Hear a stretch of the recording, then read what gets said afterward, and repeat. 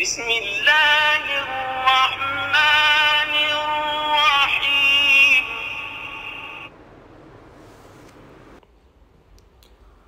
سورۃ الذاریات کی آیت نمبر 56۔ وما خلقت الجن والانس الا لیعبدون۔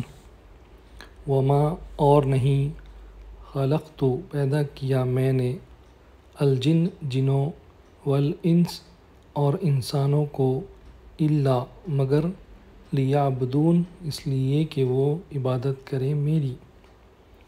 یہ سورہ ذاریات کی آیت نمبر 56 ہے، جس میں اللہ تعالیٰ بتا رہے ہیں کہ انسان اور جنوں کو اللہ نے اللہ کی عبادت کے لیے پیدا کیے ہیں، یعنی اس کے علاوہ اور کوئی کام کا مقصد نہیں ہے، یعنی انسان اور جن کا کام ہے کہ وہ صرف اللہ کی عبادت کرے، کسی اور کی نہیں۔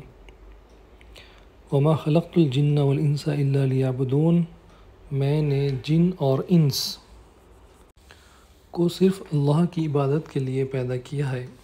میں نے جن اور انسانوں کو اس کے سوا کسی کام کے لیے پیدا نہیں کیا کہ وہ میری بندگی کریں۔ آئیے اس آیت کی تفسیر دیکھتے ہیں۔ یعنی میں نے ان کو دوسروں کی بندگی کے لیے نہیں بلکہ اپنی بندگی کے لیے پیدا کیا ہے۔ میری بندگی تو ان کو اس لیے کرنی چاہیے کہ میں ان کا خالق ہوں۔ دوسری کسی نے جب ان کو پیدا نہیں کیا تو اس کو کیا حق پہنچتا ہے کہ یہ اس کی بندگی کرے، اور ان کے لیے یہ کیسے جائز ہو سکتا ہے کہ ان کا خالق تو ہوں میں اور یہ بندگی کرتے پھرے دوسروں کی۔ تو یہاں پر اسٹریس کیا گیا ہے اللہ کی بندگی کے لیے۔ یہاں یہ سوال پیدا ہوتا ہے کہ اللہ تعالیٰ صرف جنوں اور انسانوں ہی کا خالق تو نہیں ہے بلکہ سارے جہاں اور اس کی ہر چیز کا خالق ہے، پھر یہاں صرف جنوں اور انسانوں ہی کے متعلق کیوں فرمایا گیا کہ میں ان کو اپنے سوا کسی کی بندگی کے لیے پیدا نہیں کیا، حالانکہ مخلوقات کا ذرہ ذرہ اللہ ہی کی بندگی کے لیے ہے؟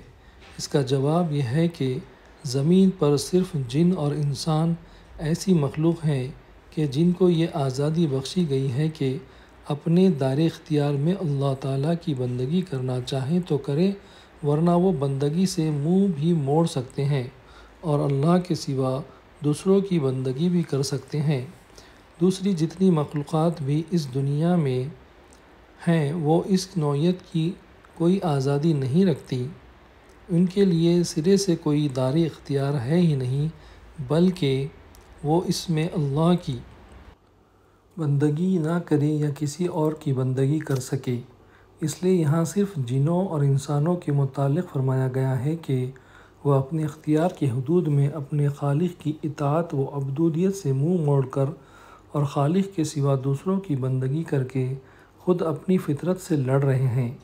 ان کو یہ جاننا چاہیے کہ وہ خالق کے سوا کسی کی بندگی کے لیے پیدا نہیں کیے گئے ہیں، اور ان کے لیے سیدھی راہ یہ ہے کہ جو آزادی انہیں بخشی گئی ہے اسے غلط استعمال نہ کریں، بلکہ اس آزادی کے حدود میں بھی خود اپنی مرضی سے اسی طرح خدا کی بندگی کریں جس طرح ان کے جسم کا رونگٹا رونگٹا ان کی زندگی کے غیر اختیاری حدود میں اس کی بندگی کر رہا ہے۔ عبادت کا لفظ اس آیت میں محض نماز، روزے اور اسی نوعیت کی دوسری عبادات کے معنی میں استعمال نہیں کیا گیا ہے۔ اگر کوئی شخص اس کا مطلب یہ لے لے کہ جن اور انسان صرف نماز پڑھنے اور روزے رکھنے اور تسبیح و تحلیل کرنے کے لیے پیدا کیے ہیں، یہ مفہوم بھی اگرچہ اس میں شامل ہے مگر اس کا پورا مفہوم نہیں ہے۔ اس کا پورا مفہوم یہ ہے کہ جن اور انسان اللہ کے سوا کسی اور کی پرستش، اطاعت فرما برداری اور نیاز مندی کے لیے پیدا نہیں کیے گئے ہیں۔ ان کا کام کسی اور کے سامنے جھکنا، کسی اور کے احکام بجا لانا، کسی اور سے تقویٰ کرنا، کسی اور کے بنائے ہوئے دین کی پیروی کرنا، کسی اور کو اپنی قسمتوں کا بنانے والا، بگاڑنے والا سمجھنا، اور کسی دوسری ہستی کے آگے دعا کے لیے ہاتھ پھیلانا نہیں ہے۔ مزید تشریح اور بات جو ضمنی ملاحظہ اس آیت میں صاف ظاہر ہوتی ہے وہ یہ ہے کہ جن انسانوں سے الگ ایک مستقل مخلوق ہے، اس سے ان لوگوں کے خیال کی غلطی بالکل واضح ہو جاتی ہے جو دعویٰ کرتے ہیں کہ انسانوں ہی میں سے کچھ لوگوں کو قرآن میں جن کہا گیا ہے۔ اسی حقیقت قرآن مجید کی حسب ذیل آیات بھی ناقابل انکار شہادت بہم پہنچتی ہے، یعنی اللہ نے انسان اور جن کو الگ الگ مخلوق پیدا کیا ہے۔ کچھ لوگ سمجھتے ہیں کہ قرآن میں کہیں کہیں پر انسانوں کو جن کہا گیا ہے، یہ بالکل غلط ہے۔ جزاک اللہ خیرا کثیرا۔